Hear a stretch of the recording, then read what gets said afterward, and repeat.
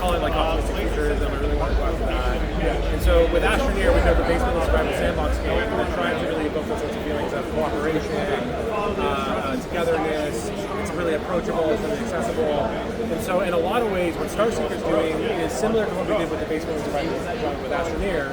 Rather than doing Astroneer 2, which is another basement game if we ever made it, this is a whole game that kind of has like extraction or roguelike in its own, right? So we call it Expeditions. It's massively cooperative.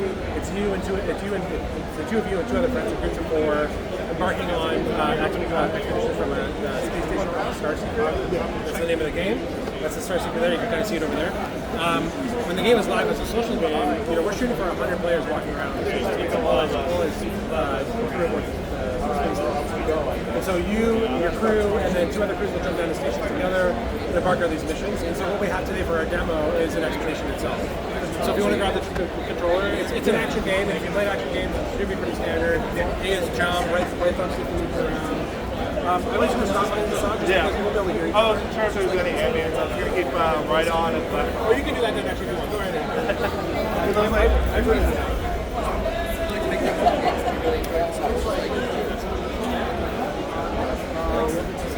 Yeah, because I want to be able to hear you, but also... Yeah, of course. I'm gonna, Jonathan, can you put this in between us? Yep, sure. So this is your Astroneer. If you press the start button, you can you see what's your backpack, you can see your storage, what's on the nozzle when you're done. So just go ahead, now that you know what this is, you can press B to get out of here. So we've been playing the Switch for like the last hour and a half, 2 hours, so it's like, oh god. So left trigger is your scan button. That's what we use to interact with different things and scan them for research. Right trigger is your terrain tool, which our game is voxel based, so if you interact with the terrain, you'll actually start performing terrain. So this is how you collect resources, this is how you defend yourself. Your right bumper, at the end of your terrain tool, is actually a nozzle. So right bumper, you get to throw terrain around, so you can actually walk up and throw really far. There's a train trucker, and then I've got a lasso. So we're going to work together on an expedition. Ours is really simple. We have an NPC on the station that's telling us to go to the relay station. So we'll just go ahead and do that now. I picked up something. Yeah, you can press triangle to store it. It's a hydro sac, so that when you throw that, that'll produce water. So if there's anything that needs water in the world, both of us also have a glider equipped. So when you get to the edge of this cookie, we'll jump and then we'll jump again. It's a double jump, basically. Your phone's right here. So I'm going. I'll catch you back. So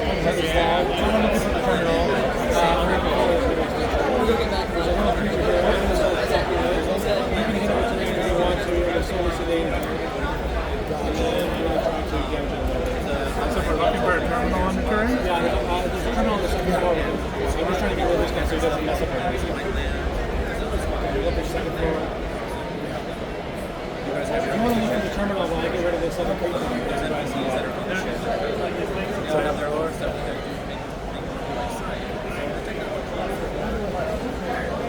so that's terminal. If you walk off to it, it says use water from nozzles or items to put in food. So this thing's covered in food. You actually picked up, I think, a hydro sac. Yeah. Yeah, so go ahead and press down to throw that. And then right trigger, hold it down and throw that. Get rid of that food water. So now you can interact with that station. You connect the sensor right. So this is an alpha build. Typically what happens is we're actually talking to an NPC that's on the station. And so this character would be like, okay, the restart didn't work. Now I need to actually find the sensor array that's been missing from this. So now we're going to go back into the world we do for it.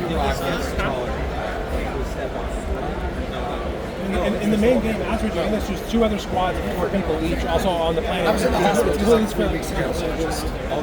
Okay, so we're gonna go this way. Along the way, I'm gonna scan some stuff. Every Astroneer has a sticker book that's assigned to them. Each sticker is like assigned to like an item. So this item here has a sticker assigned to it. As you scan it, as you use it, as you have fun with it, you'll progress that sticker and you'll unlock new rewards, new cosmetics, new objectives, new ways to play the game. Did you ever play the gunk?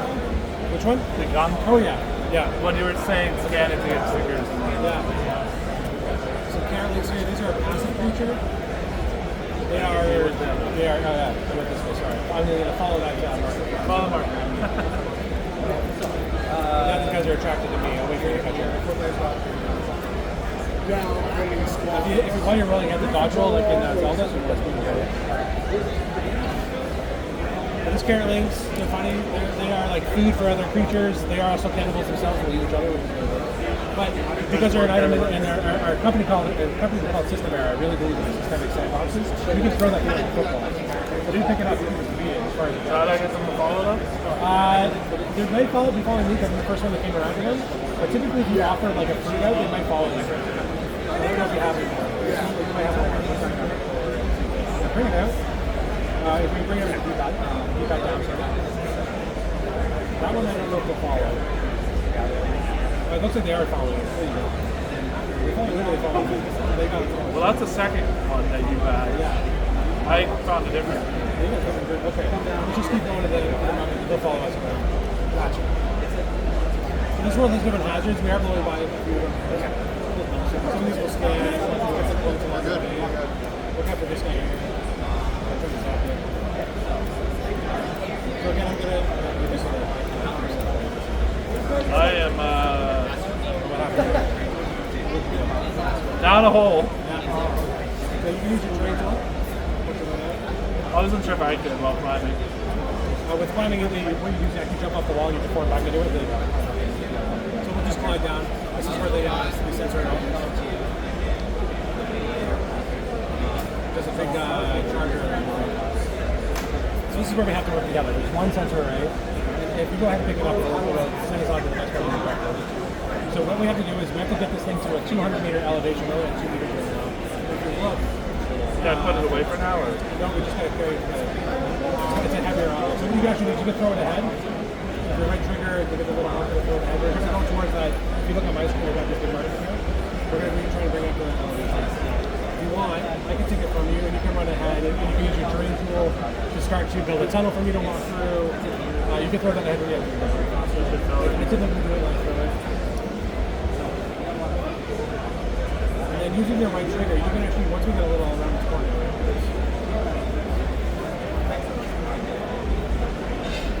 we can actually start to build a tunnel to get all the way up. And along the way, there's going to be some challenges because it's just a really low. So if we come over here, if you want to, either you can carry it or I carry it, and you start making a tunnel and we'll follow behind it. You want to kind of dig your way up or down. We're just kind of chasing after that. You're in a climb state. When you're in a climb state, you start to get right now.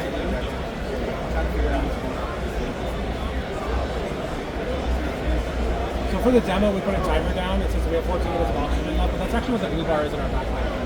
So every Astroneer on, at least for the PAX demo, has 20 minutes of oxygen. Let's keep going up. Yeah, as far as we can. It'll end up popping out. We want to keep kind of going in the direction of the market.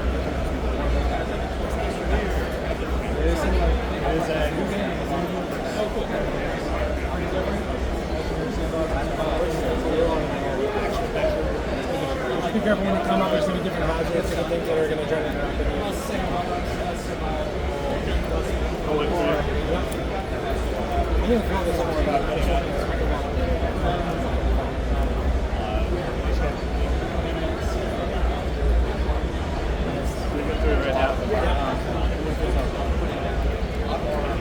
So this demo is really built for 4 players. Like that, one of the players has a water nozzle, the other one has an air blast. The 4 of us work together to bring this thing up. One of the strategies is to actually like you run ahead and I'll throw it up to you, and then I'll run ahead of you and throw it up, and then the other people are helping defend it. But in this case, we're just kind of building tunnels, and we can do the. I've got a shot lasso, which is kind of like the gravity gun in Half-Life. I don't know if you're familiar with that. I've been good.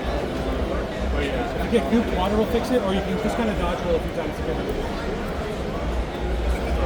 Let's go this way. So, almost halfway there.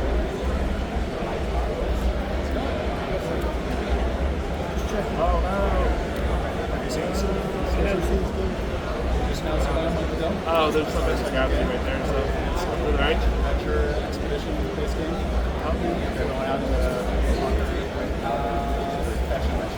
just like I'm going to drop this here for a second. So that this guy, you will really, everyone's like I don't know, just trying to figure out how to get back to that area that we wanted to get to. the joke that we always had in Astroneer, which carried over, is we can always dig our way out of the problem. So I think in this case, We have to go this way.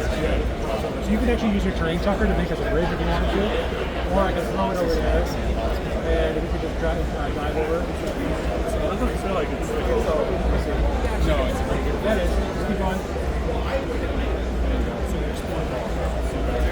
Hold up. Yeah, a lot of the discovery. Alright. Oh, you're all.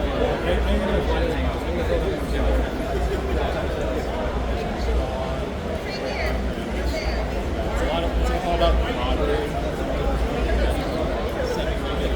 So now these guys are all starting to show friends together. So then electrical thing, so the water will mix consciously. And me. The first time anyone's got I was just like, what happened? We're getting System Era Softworks.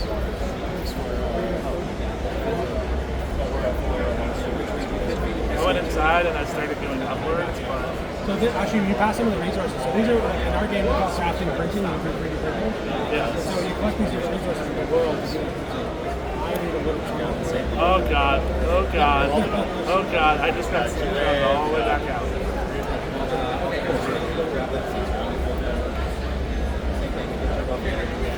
You able to get back up okay? I don't know, I'm trying something. If you're climbing, you won't be able to get the trade. So you're trying to. Oh, I see. You're trying. A lot of people do it with a little platform. That's what I was trying to do, yeah. It was Minecrafting. Yeah, exactly.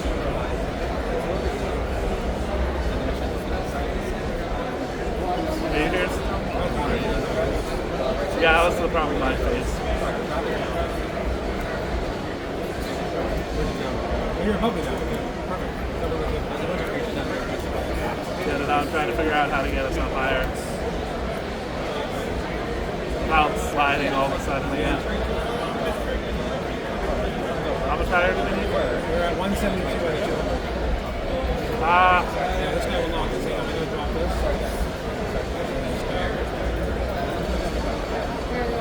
I drop it. I drop it. Oh, if you press down, you can turn it back. Oh god. Okay, here. Hold up, hold up, hold up, hold up.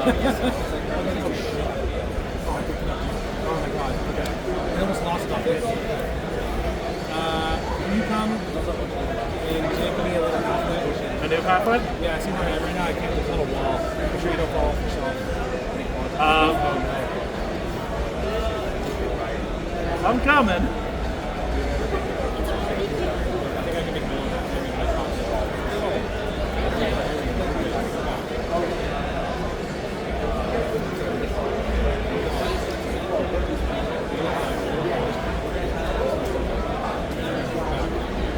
We started going this way. What? 184? No, it's not working that way.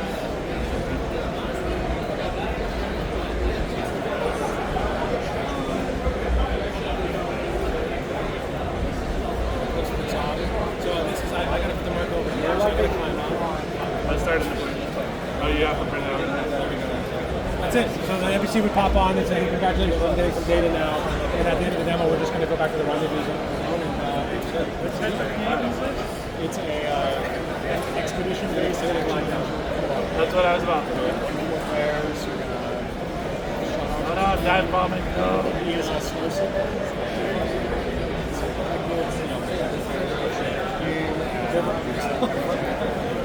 So now that we're here, the dropping info now, we're just gonna wait. I think once hours.